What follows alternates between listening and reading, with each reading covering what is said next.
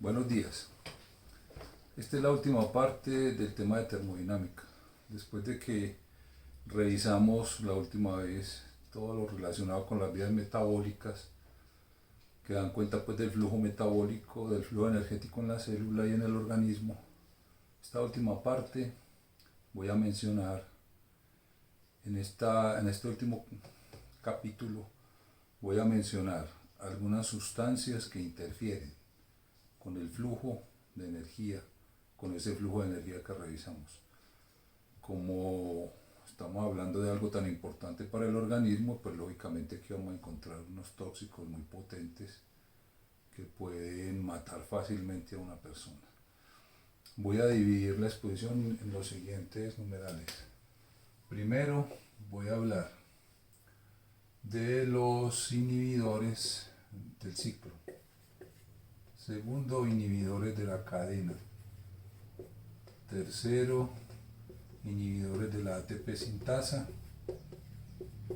Cuarto, desacoplantes. Y quinto, inhibidores del traslocador de ATP-ADP.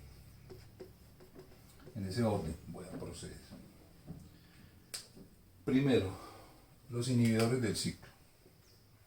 Aquí vamos a encontrar varias sustancias que tienen un efecto letal para el organismo. Dependiendo pues de la dosis administrada, pueden tener un efecto letal. Aquí vamos a tener en primer lugar una sustancia que se llama 5, una sustancia que se llama fluoracetato. Fluoracetato es simplemente un acetato en donde uno de los hidrógenos se ha reemplazado por un átomo de flúor. Eso es fluoracetato. El fluoracetato se ha utilizado tradicionalmente como un rodenticida. Es una sustancia que estaba presente en un compuesto que se encontraba primero con venta libre que llamaba matarratas Guayaquil. Eso ya lo prohibieron hace un tiempo, pero eso todavía se consigue clandestinamente pues por ahí en el centro. El fluoracetato es un compuesto que dentro del organismo se convierte en flúor acetil-CoA. Este es el mecanismo de acción, flúor acetil-CoA. El flúor acetil-CoA, utilizando las mismas enzimas de la célula, el flúor acetil-CoA se convierte en flúor citrato, o sea, se condensa con oxalacetato y se produce flúor citrato. Y el flúor citrato inhibe la conitasa. Ese es el mecanismo de acción. El fluoracetato lo que hace es inhibir la conitasa y con eso todo el ciclo queda suspendido. Este tóxico hay que tenerlo en cuenta porque con alguna frecuencia el fluoracetato, la intoxicación por fluoracetato es relativamente frecuente en nuestro medio, como les digo, es muy barato, entonces se utiliza mucho con fines suicidas sobre todo y homicidas también, y con relativa frecuencia llegan pacientes, por ejemplo al Hospital San Vicente llegan pacientes intoxicados con esto, o sea que hay que tenerlo en cuenta y hay que tenerlo presente. El otro que vamos a mencionar aquí es el arsénico. El arsénico es otro tóxico pues que tiene una historia muy larga, porque el arsénico se ha llamado, por ejemplo, el veneno de los reyes. El veneno de los reyes porque desde hace mucho tiempo, de épocas muy antiguas, cuando alguno de esos reyes o príncipes o princesas se quería deshacer de algún rival, pues simplemente le echaba un poquito de arsénico al vino y con eso despachaba el rival. ¿Por qué? Porque el arsénico no tiene olor, no tiene sabor, entonces por eso se ha utilizado con mucha frecuencia. Este era el veneno que utilizaban, por ejemplo, los Borgias o los Medici por ahí en el siglo XV y XVI, en pleno Renacimiento italiano. Con esto también envenenaron a Napoleón. Supuestamente pues hay una teoría de la conspiración que dice que a Napoleón en la isla de Santa Elena, cuando estuvo exiliado, lo envenenaron con arsénico porque su cabello después se midió y tenía grandes cantidades de arsénico. ¿Qué pasa con el arsénico? El arsénico se presenta básicamente en muchas formas, pero hay dos formas importantes para lo que nos ocupa, que son el arsenito, que es este, y el arsenato, que es este. El arsenito es una forma del arsénico que tiene una gran afinidad por los grupos sulfidrilo. Tiene una gran afinidad por los grupos sulfidrilo, grupos SH. Este compuesto, que ya se los he mencionado varias veces, que es el ácido lipoico, aquí tiene una cadena larga. El ácido lipoico tiene dentro de su molécula estos dos grupos sulfidrilo. El ácido lipoico es el que es susceptible para una intoxicación con arsénico, porque el arsénico se pega aquí y bloquea los grupos sulfidrilo. Entonces, las enzimas que utilizan ácido lipoico quedan bloqueadas por arsénico. ¿Cuáles son? Pues ya revisamos. La alfa-cetoglutarato deshidrogenasa, que pertenece al ciclo de Krebs, pero también una enzima que no es del ciclo, sino que está antes del ciclo, que es la piruvato deshidrogenasa. Estas dos enzimas, que son las que catalizan esos complejos que ya revisamos, estas dos enzimas necesitan ácido lipoico. Entonces, por eso el arsénico bloquea estas dos enzimas, o sea, la entrada de glucosa al ciclo y el propio ciclo, porque inhibe el ácido lipoico, y por eso la enzima, el complejo no funciona. El arsenato, que es la otra forma, tiene una estructura muy parecida al fosfato. Entonces hay muchas enzimas que requieren fosfato, y cuando está presente el arsenato lo incorporan en vez del fosfato, y eso prácticamente bloquea la enzima. Hay una enzima muy importante en la glucólisis, que después se las van a mencionar, que se bloquea de esta manera. Y también la ATP sintasa. La ATP sintasa, como la ATP sintasa que revisamos la otra vez, utiliza ADP más fosfato. Este fosfato puede ser reemplazado por arsenato y la ATP sintasa puede bloquearse de esa manera. Por eso es que el arsénico es un tóxico tan potente, porque tiene varios mecanismos moleculares de acción. Bueno, esos serían los inhibidores del ciclo. Los inhibidores de la cadena. Los inhibidores de la cadena son sustancias que inhiben específicamente alguno de los complejos que revisamos.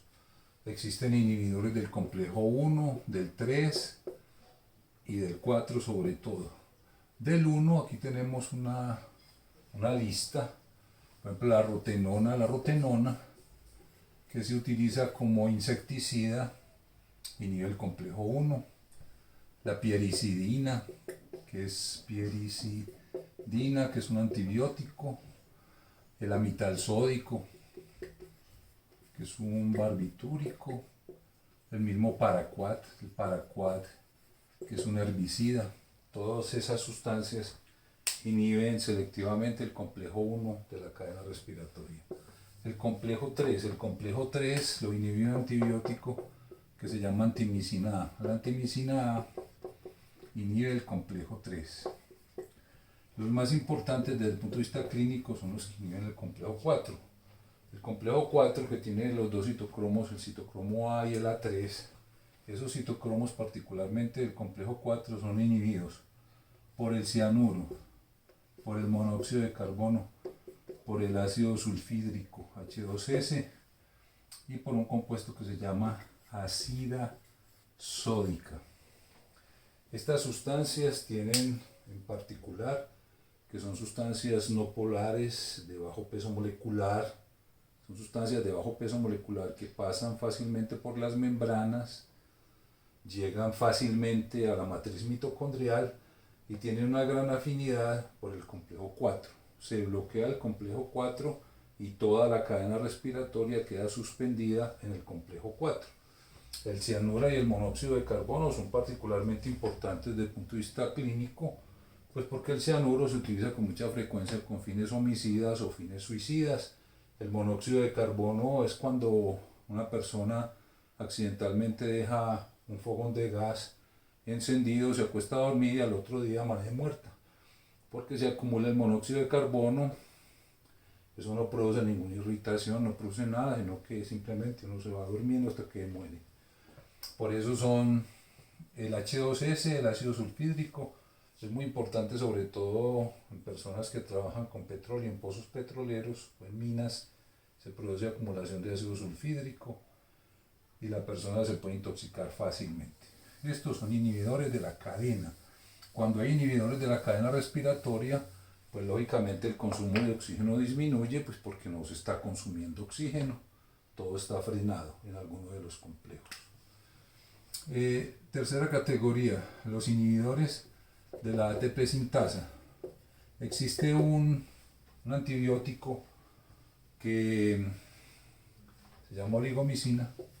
Oligomicina es un antifúngico, es una droga que se utiliza para el tratamiento de ciertas micosis, de enfermedades por hongos, y tiene la particularidad de que, recuerden que habíamos visto la ATP sintasa que está metida pues aquí en la membrana mitocondrial interna, que tiene un poro protónico por donde se meten los protones para darle la vuelta a la fracción F0. Ese poro protónico es el que se tapa o el que es obstruido por la oligomicina, o sea que la oligomicina no deja que los protones activen el rotor de la ATP sintasa. Los desacoplantes, aquí me voy a demorar un poquito más en los desacoplantes. Un desacoplante, como el nombre lo sugiere, desacopla dos procesos. ¿Cuáles procesos? Desacopla la cadena respiratoria, que genera pues el gradiente de protones, con la síntesis de ATP. Esto es lo que desacopla. Estos dos procesos que normalmente están acoplados, como vimos la otra vez, quedan desacoplados. Entonces, un desacoplante permite que haya cadena respiratoria. O sea, permite que haya cadena respiratoria. Permite que haya gradiente de protones. Eso está permitido. Pero el desacoplante lo que hace es que bloquea la síntesis de ATP aquí en la ATP sintasa. Eso es lo que hace el desacoplante. Hay varias formas de hacer eso. Les voy a mencionar dos. Los desacoplantes pueden ser ionóforos o pueden ser acarreadores de protones. Ionóforos. Algunos antibióticos como la gramicidina, la valinomicina, son péptidos grandes que se pueden meter aquí en la membrana mitocondrial interna, se meten dentro de la membrana mitocondrial interna, abren un canal, por eso se llaman ionóforos, porque los iones pueden atravesar ese canal. Es un canal abierto por el péptido se mete ahí y por la mitad del péptido circulan iones. Entonces, claro, los protones pueden meterse por ahí siguiendo pues el gradiente y regresan a la matriz. ¿Por qué son desacoplantes? Pues porque los protones no están pasando por la ATP sintasa, sino que están pasando por este canal que acabó de crear el péptido ahí. Entonces la célula no tiene suficiente síntesis de ATP porque la ATP sintasa queda inactiva por falta de gradiente. Ese es un mecanismo que utilizan pues antibióticos como los que les mencioné, varinomicina, nigericidina, gramicidina. Son todos antibióticos que producen hongos y bacterias pues para eliminar la competencia a nivel microscópico. Eso es lo que hacen. Pero los más importantes son estos segundos, se llaman acarreadores de protones. Estas sustancias son unas bases débiles, unos ácidos débiles que generalmente tienen unos anillos en su estructura, tienen unos anillos bencénicos pues, o aromáticos, y que tienen la capacidad de coger aquí en el lado del espacio intermembranoso donde tenemos una acumulación de protones, como es un ácido que se puede comportar como ácido, como base. Aquí se comportan como bases conjugadas, captan un protón, pasan la membrana y cuando están en la matriz sueltan el protón. Ese es el mecanismo de acción. Los acarreadores de protones son ácidos débiles que aquí se cargan de protones, pasan la membrana y al otro lado descargan los protones. De esa manera están disipando el gradiente. Cuando uno está en presencia de un desacoplante, los desacoplantes, como están disipando el gradiente de esa manera y la energía del gradiente no se está aprovechando para sintetizar ATP, generalmente los desacoplantes producen hipertermia, porque esa energía química del gradiente se disipa como calor. Entonces los desacoplantes producen hipertermia. Les voy a mencionar unos casos específicos. 2,4-dinitrofenol. El 2,4-dinitrofenol fue el primer desacoplante que se descubrió inicialmente de una manera accidental. Esta es una materia prima que se utilizaba por ahí en la Segunda Guerra Mundial para fabricar trinitrotolueno, o sea, dinamita. Las mujeres, que eran las que estaban haciendo eso, porque los hombres estaban peleando, entonces las mujeres entraban a estas fábricas y por ahí a las 2, 3, 4 semanas empezaban a perder peso. Perdían peso de una manera inexplicable. Después, posteriormente, pues ya cuando se empezó a analizar y se empezó a conocer más todo este proceso, se encontró que la razón era porque el 2,4-dinitrofenol es un acarreador de protones, o sea que se carga de protones a este lado, pasa al otro lado y los suelta. Inclusive en una época se utilizó como adelgazante para perder peso, porque si usted desacopla la fosforilación oxidativa del gradiente de protones y de la cadena respiratoria, el organismo interpreta eso como una etapa de baja ingesta de combustibles porque no se está produciendo suficiente energía, entonces empieza a metabolizar los lípidos, sobre todo pues que son los depósitos, entonces sí sirve para adelgazar. ¿Cuál es el problema? Que a veces elimina los lípidos pero también elimina a las personas, entonces hubo varios casos de muerte y por eso ya no se usa con ese fin, pero teóricamente es muy bueno para adelgazar. Pasa que si a uno le lava la mano, también lo eliminan a uno. Bueno, hay otros casos que son muy importantes desde el punto de vista clínico. La aspirina. La aspirina en dosis farmacológica no alcanza a ser desacoplante, que es el ácido acetilsalicílico. Pero la aspirina en dosis tóxica es desacoplante.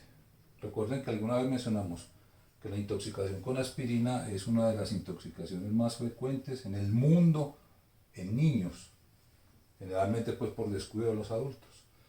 La intoxicación con aspirina tiene varias consecuencias. Alguna vez mencionamos que la aspirina, por ejemplo, en dosis tóxica estimula el centro de la respiración a nivel vulvar del bulbo. Entonces produce una hiperventilación que lleva a una alcalosis respiratoria después el niño sufre una acidosis metabólica que puede ser severa. O sea, primero produce un trastorno ácido básico severo, pero también puede producir un desacople, o sea que puede producir una hipertermia. Un niño intoxicado con aspirina se puede morir o de la acidosis metabólica severa que tiene o de la hipertermia que tiene. Por eso se tienen que controlar las dos cosas. Cuando ustedes reciban un niño intoxicado con aspirina, le tienen que controlar el metabolismo ácido básico y la hipertermia que se produce. Ese es otro caso. El otro caso, las hormonas tiroideas, T3 y T4. T3 y T4 en los niveles fisiológicos normales que circulan no alcanza a ser desacoplante, pero en un hipertiroidismo T3 y T4 pueden llegar a ser desacoplantes. Y por eso, esa es una de las razones que explican por qué los hipertiroideos pierden peso fácilmente. El otro ejemplo, la bilirrubina. La bilirrubina es un producto de desecho que nosotros generamos cuando estamos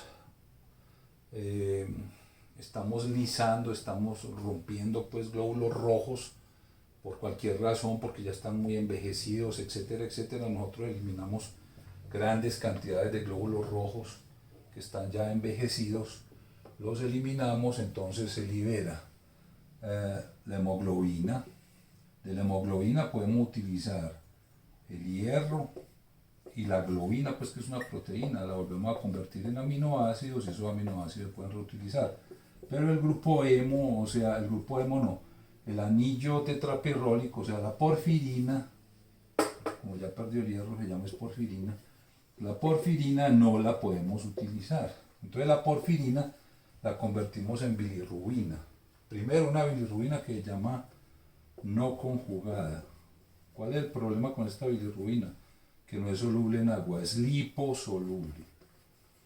Después esta bilirrubina va al hígado y allá hay un sistema enzimático que la convierte en bilirrubina conjugada. Conjugada quiere que le pega ácido glucurónico para volverla hidrosoluble y eliminarla por la bilis. ¿Por qué traigo esto a colación aquí? Porque la bilirrubina no conjugada, la que es liposoluble, puede actuar como un desacoplante de estos que estamos mencionando. ¿Cuál es el caso particular? Un neonato, o sea, un recién nacido. Un recién nacido puede tener una incompatibilidad de grupo sanguíneo o de RH.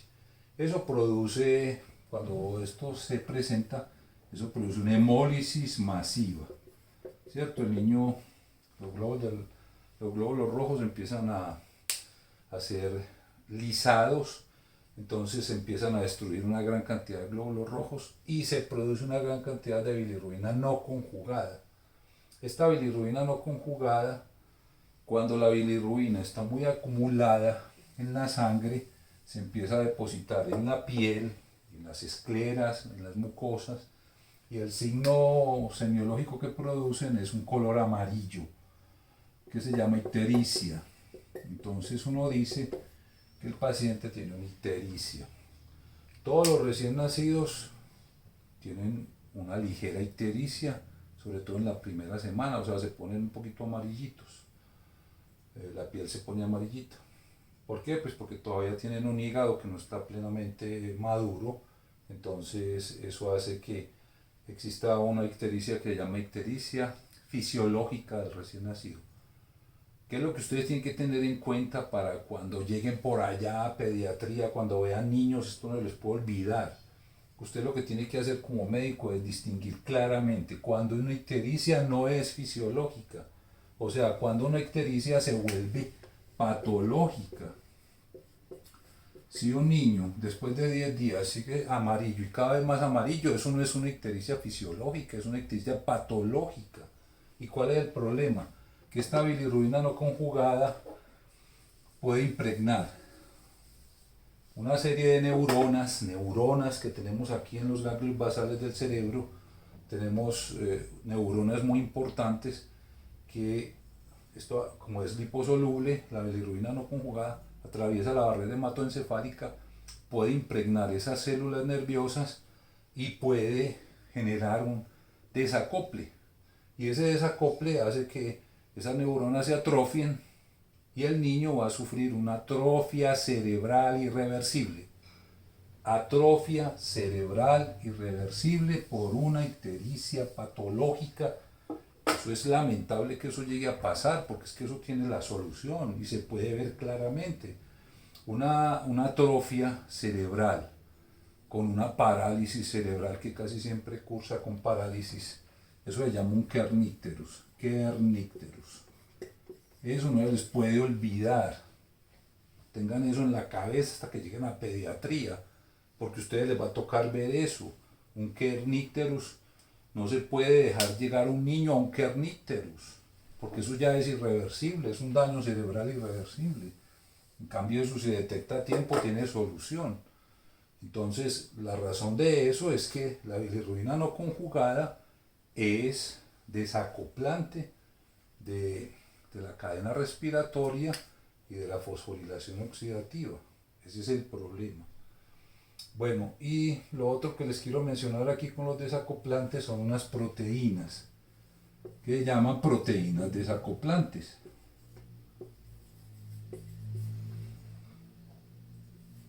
UCP, se llaman proteínas desacoplantes.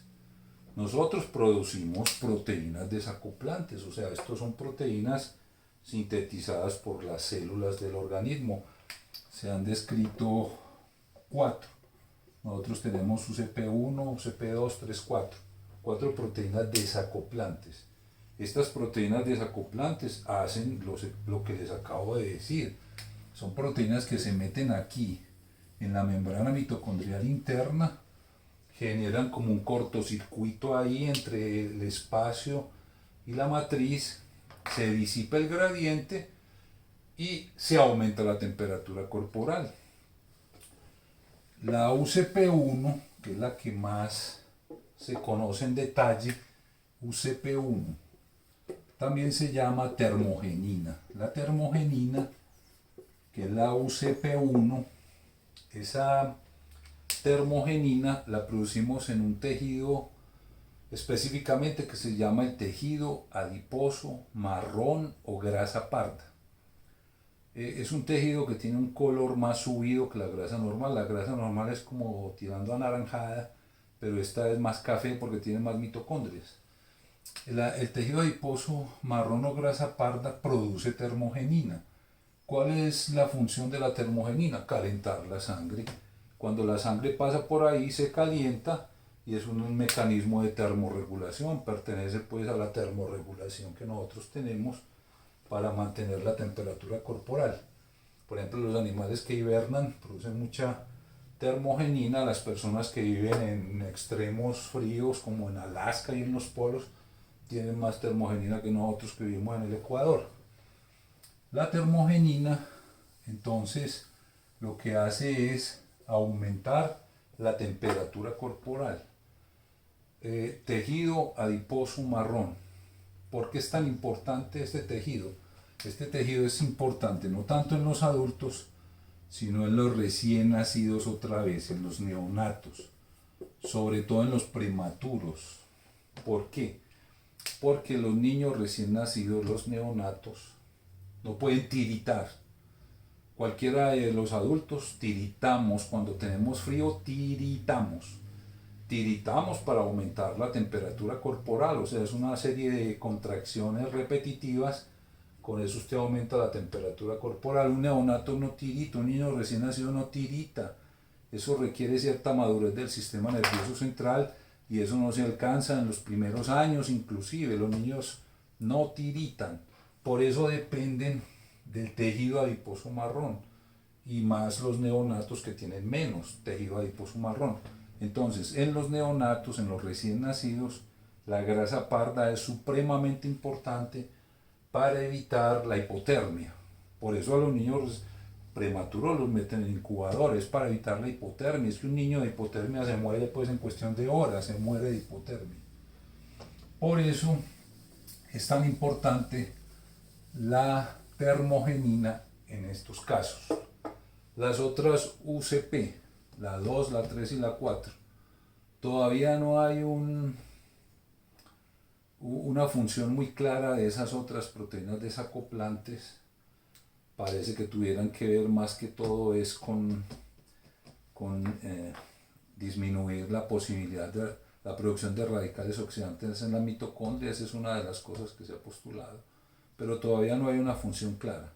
La función más clara y más bien establecida es con la termogenina. Bueno, y lo último son los inhibidores del traslocador o de la traslocasa ATP-ADP. Recuerde que alguna vez les dije que sacar el ATP de la matriz mitocondrial al espacio y después al citoplasma, eso es clave para que el proceso continúe. Si el ATP se acumulara aquí dentro de la matriz, el ATP bloquea la ATP sintasa. Cuando está muy concentrado, puede bloquear la ATP sintasa, la pone a trabajar al revés y la ATP sintasa empieza no solamente, ya no entra protones, sino que saca protones. Es una forma de sacar protones cuando se intoxica la ATP sintasa.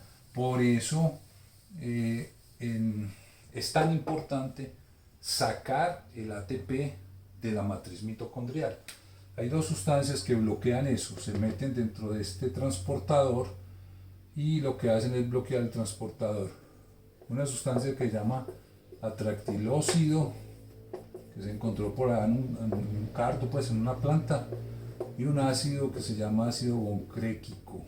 El ácido boncréquico es un ácido producido por un hongo y que se utiliza. Estas dos sustancias son útiles más que todo desde el punto de vista experimental, pues uno nunca se va a intoxicar con ácido boncréquico, con seguridad no se va a intoxicar con eso. Con esto terminamos esta parte de termodinámica, con esto terminamos el capítulo de termodinámica. No tengo más que decir, esto era simplemente un complemento de la parte teórica que habíamos revisado, que me parece que es importante por las aplicaciones clínicas que tiene. Muchas gracias, nos vemos después, hasta luego.